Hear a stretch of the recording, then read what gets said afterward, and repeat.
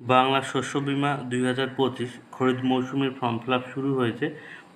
বিভিন্ন প্রাকৃতিক দুর্যোগে যেসব অঞ্চলে বা যেসব জেলায় ফসলের ক্ষতিপূরণ হয়ে থাকে সেখানে কিন্তু বাংলা শস্য বীমার মাধ্যমে কিন্তু কৃষকদের ক্ষতিপূরণের টাকা দেওয়া হয়ে থাকে। আপনারা জানেন গত বছরে কিন্তু বিভিন্ন জেলায় কিন্তু বাংলা শস্য বীমার মাধ্যমে ক্ষতিপূরণ কিন্তু কৃষকদের দেওয়া হয়েছে। এবছর যেসব কৃষকরা এখনও ফর্ম ফিল আপ করেননি তারা কীভাবে ফর্ম ফিল আপ করবেন, কোথায় ফর্ম পাবেন এবং এর সঙ্গে কী কী জমা দিতে হবে সমস্ত বিস্তারিত জানাবো আজকের ভিডিওর মাধ্যমে। ভিডিওটি অবশ্যই প্রথম থেকে শেষ পর্যন্ত দেখবেন। এটা দেখতে পাচ্ছেন বাংলা শস্য বীমা অর্থাৎ বিএসবির পক্ষ থেকে ফর্মটা জারি করা হয়েছে। এটা কিন্তু খরিফ মৌসুমের ফসল অর্থাৎ ধান চাষিদের ক্ষেত্রে এটা কিন্তু জমা নেওয়া হচ্ছে, ঠিক আছে। এখানে দেখতে পাচ্ছেন ফর্ম ফিল আপটা আমরা শুরু করি। এখানে আপনাকে কিছু লিখতে হবে না, মধ্যস্থকারী বিবরণের এখানে। এবার নিচের দিকে যদি আমরা আসি, এখান থেকে কিন্তু আপনার ফর্মটা স্টার্ট হচ্ছে। কৃষকের নাম যেখানে আপনি দেখতে পাচ্ছেন, এখানে আপনার নাম অর্থাৎ যে ফর্ম ফিল আপ করবে, যার নামে জমি আছে তার নাম এখানে লিখবেন এবং তার পিতার নাম কিন্তু এখানে আপনি লিখে দেবেন। পিতা বা অভিভাবকের নাম এখানে বলছে, সেটা আপনি লিখে দেবেন। এবার বয়সটা এখানে লিখে দেবেন। এখানে বয়স বলছে, বয়সটা আপনার কত বছর বয়স হচ্ছে আপনার ডকুমেন্টস দেখে সেই বয়সটা আপনি এইখানে লিখে দেবেন, ঠিক আছে। এরপরে বলছে লিঙ্গ, পুরুষ, স্ত্রী না অন্যান্য, সেখানে আপনি টিক মার্ক দিয়ে দেবেন। ছেলে হলে পুংলিঙ্গ, মেয়ে হলে স্ত্রীলিঙ্গ বা অন্যান্য হলে অন্যান্য করবেন। ভোটার বা এপিক নাম্বার আবশ্যিক, অর্থাৎ আপনার ভোটার কার্ডটা কিন্তু এখানে দিতেই হবে। দেখতে পাচ্ছেন এপিক নাম্বারটা আপনি এখানে বসাবেন, ঠিক আছে। এপিক নাম্বার বসানোর পরে নিচে এসছে জাতি তফসিলি, অর্থাৎ আপনি এসসি এসটি বা ওবিসি কিনা সেটা এখানে টিক মার্ক দেবেন। মোবাইল নাম্বার অর্থাৎ আপনার ফোন নাম্বারটা আপনি এই বক্সের এখানে লিখে দেবেন। আপনার মোবাইল নাম্বারটাও কিন্তু আবশ্যিক এবং আধার কার্ড কিন্তু আধার নাম্বার আবশ্যিক, ঠিক আছে। অর্থাৎ আপনার আধার কার্ডটাও কিন্তু এখানে দিতেই হবে। এগুলো কিন্তু না দিলে কিন্তু আপনাকে হবে না। বলছে বসবাসের ঠিকানা, মৌজা বা গ্রামের নাম, অর্থাৎ আপনি বর্তমানে কোন মৌজায় বা কোন গ্রামে বসবাস করছেন সেটা আপনি এখানে লিখবেন। আপনার গ্রাম পঞ্চায়েতটা এখানে লিখবেন। ব্লক অর্থাৎ আপনি কোন ব্লকের আন্ডারে বসবাস করেন সেটা লিখবেন। আপনার জেলার নাম লিখবেন এবং কৃষক বন্ধু আইডি কার্ড, ঠিক আছে। অর্থাৎ কেসি বা হ্যাঁ না বা কেসিসি আছে কি না, যদি থাকে তাহলে হ্যাঁ, না থাকলে না। কৃষক বন্ধু আইডি কার্ড, অনেকের কিন্তু কৃষক বন্ধু আইডি কার্ড আছে, এখানে দিয়ে দেবেন। এটি না দিলেও কোনো সমস্যা নেই, আপনি পারলে দিয়ে দেবেন, ঠিক আছে। এবার নিচের দিকে যদি আসি, বিমার জন্য প্রস্তাবিত ফসল এবং জমির বিবরণ, অর্থাৎ আপনি যে জমি ফসলের জন্য বিমা করছেন তার সেই জমির বিস্তারিত বিবরণ এখানে দিতে হবে। বলছে ফসলের নাম, এখানে ধান দেখতে পাচ্ছেন লেখাই আছে। ব্লক অর্থাৎ সেই জমিটা আপনার কোন ব্লকের মধ্যে অবস্থিত। মনে করুন আপনার বাড়ি একটা ব্লকে, আপনার জমিটা অন্য ব্লকে, তাহলে আপনার জমিটার যে ঠিকানা অর্থাৎ জমিটার যে ব্লকের অন্তর্গত সেই ব্লকের নাম লিখবেন।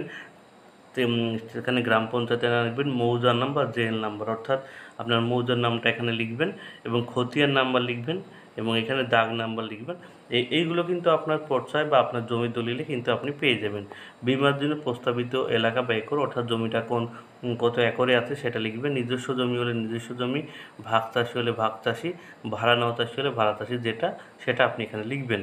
ফসল রোপণের সম্ভাব্য রোপণের তারিখ, অর্থাৎ আপনি ফসলটা অর্থাৎ ধানটা আপনি কোন মাসের কত তারিখ থেকে লাগাচ্ছেন সেটা কিন্তু আপনি এখানে লিখে দেবেন। এবার বলি, যদি আপনার একই খতিয়ানে বিভিন্ন দাগ থাকে তাহলে কিন্তু সেই খতিয়ান নাম্বারটাতে একবার লিখবেন এবং দাগ নাম্বারটা এখানে কিন্তু পরপর আপনি লিখে দিতে পারবেন নিচের দিকে, ঠিক আছে। পরপর আপনি এখানে লিখে দেবেন সেই দাগ নাম্বারগুলো। এবার নিচের দিকে যদি আসি, আশা করি এই যে ঘরটা এটা কীভাবে লিখতে হবে আপনারা সবাই বুঝতে পেরেছেন। কারো যদি বুঝতে অসুবিধা হয় সে অবশ্যই আবার একটু কমেন্ট করে জানাবেন, আমি আবার বলে দেবো দরকার হয়। এবার বলছে ব্যাংকের বিবরণ, কৃষকের ব্যাংকের বিবরণ, কৃষকের নাম, অর্থাৎ আপনার যে ব্যাঙ্ক অ্যাকাউন্টে টাকা ঢুকবে সেই ব্যাঙ্ক অ্যাকাউন্টটা যে ব্যাঙ্ক অ্যাকাউন্ট চালু হচ্ছে সেই ব্যাঙ্ক অ্যাকাউন্টটা দেবেন। অর্থাৎ ব্যাংকের পাসবই অনুযায়ী কৃষকের নাম এখানে দেবেন। ব্যাংকের নাম অর্থাৎ সেই ব্যাংক কোন ব্যাংক, এসবিআই নাকি পাঞ্জাব ন্যাশনাল ব্যাংক না অ্যাক্সিস ব্যাংক, যে কোনো ব্যাংক সেই ব্যাংকটা লিখবেন। ব্রাঞ্চের নাম লিখবেন, সেই ব্যাংক কোন ব্রাঞ্চের অন্তর্গত লিখবেন। অ্যাকাউন্ট নাম্বারটা লিখবেন, এখানে আইএফসি কোড লিখবেন। অ্যাকাউন্টের ধরন অর্থাৎ সেভিং না কারেন্ট না কি সেটা আপনি লিখবেন। এই যে ব্যাংকের বিবরণ সেইগুলো কিন্তু আপনার ব্যাংকের যে পাসবুক আছে সেখানে কিন্তু সমস্ত কিছু কিন্তু আপনি এখানে পেয়ে যাবেন, ঠিক আছে। এবার নিচের দিকে যদি আসি, কৃষকের সই বা টিপসও, এই ঘোষণাপত্রটা আপনি ভালো করে পড়ে নেবেন কী কী এখানে লেখা আছে, তারপরে আপনি এখানে আপনার সিগনেচারটা কিন্তু আপনি এখানে করবেন, ঠিক আছে? আপনার সিগনেচারটা কিন্তু আপনি এখানে করবেন, ঠিক আছে? এবার নিচের দিকে যে বাংলা শস্যবিমা বিএসবি, এটাও কিন্তু আপনাকেই ফর্ম ফিল আপ করতে হবে। শ্রী বা শ্রীমতী অর্থাৎ যে ফর্ম ফিল আপ করছে তার নাম, তার অভিভাবকের নাম এবং তার গ্রাম পঞ্চায়েতের নাম, তার ব্লকের নাম, এমনি ফসলের তারিখে সম্ভাব্য তারিখ এখানে লিখবেন। ফসলের জন্য কোন ফসলের জন্য অ্যাপ্লিকেশন সেটা লিখবেন। শ্রীমতী সেখানে আবার লিখবেন, এবং অ্যাকাউন্টেন্ট ব্যাংকের নাম এবং ব্যাংকের সেই শাখার নাম লিখবেন এখানে। মধ্যস্থকারীর নাম কিছু লিখতে হবে না, এবং অনুমোদিত স্বাক্ষরকারী সই বা সিলমোহর এখানে কিন্তু আপনাকে কিছু লিখতে হবে না। এই যে পার্টটা, এই পার্টটা আপনাকে জমা নেওয়ার পর সেটা কিন্তু তারা একটা সিল দিয়ে আপনাকে কিন্তু এই যে পার্টটা সেটা কিন্তু কেটে আপনাকে কিন্তু দিয়ে দেবে, ঠিক আছে?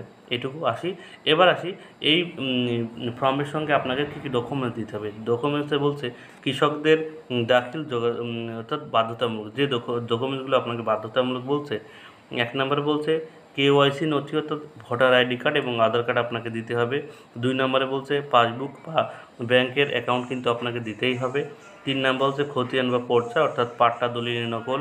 ভাগ চাষিদের নিজস্ব নামে জমি না থাকলে জমিতে চাষের অধিকার সংক্রান্ত শংসাপত্র নির্দিষ্ট গ্রাম পঞ্চায়েতে, অর্থাৎ যারা নিজস্ব জমি তারা কিন্তু খতিয়ান বা পর্চা জমা দিতে হবে, এবং যাদের ভাগ চাষি তাদের কিন্তু নির্দিষ্ট গ্রাম পঞ্চায়েত একটা ফর্ম পাওয়া যায়, সেই ফর্মটা পূরণ করে তাতে কিন্তু জমা দিতে হবে। এবং 4 নম্বরে বলছে সই কৃষি অধিকর্তা বা তার প্রতিনিধি অথবা ভূমি বা ভূমি সংস্কার উদ্বাস্তু ত্রাণ বা পুনর্বাসন দপ্তরের রাজস্ব অধিকারের পরিদর্শন দ্বারা শংসাপত্র। এটা কিন্তু 4 নম্বর যে লেখাটা আছে, 4 নম্বরের লেখাটার এখানে কিছু করতে হবে না। উপরে যে 3টি ডকুমেন্টসের কথা বলা হয়েছে, এই 3টি ডকুমেন্টস আপনি সেলফ অ্যাটেস্টেড করে আপনি কিন্তু জেরক্স কপি ফর্মের সঙ্গে জমা দিয়ে দেবেন। এবার বলি, আপনি যে ফর্মটা ফিল আপ করলেন, এই ফর্মটা ফিল আপ করার পরে আপনি কোথায় এই ফর্মটা জমা দেবেন? এই ফর্মটা জমা দিতে হলে আপনাকে নিকটবর্তী যে কৃষি আধিকারিক দপ্তর আছে সেখানে জমা দিতে পারেন। তার বর্তমানে কিন্তু প্রত্যেক পাড়ায় সমাধান কেন্দ্র হচ্ছে, সেখানে গিয়েও কিন্তু আপনি সেই এখানকার কর্মকর্তারা থাকবেন, সেখান থেকে কিন্তু আপনি ফর্মটা সংগ্রহ করতে পারেন। বা আপনার এলাকায় বা আপনার পঞ্চায়েতে কিন্তু এই বিএসবির পক্ষ থেকে কিন্তু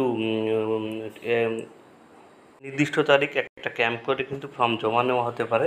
আপনারা সেই খবরটা রাখবেন যে কবে আপনার পঞ্চায়েতে বা আপনার পাড়ায় বিএসবির পক্ষ থেকে বাংলা শস্য বিমার পক্ষ থেকে ক্যাম্প করে ফর্মটা জমা নিচ্ছে।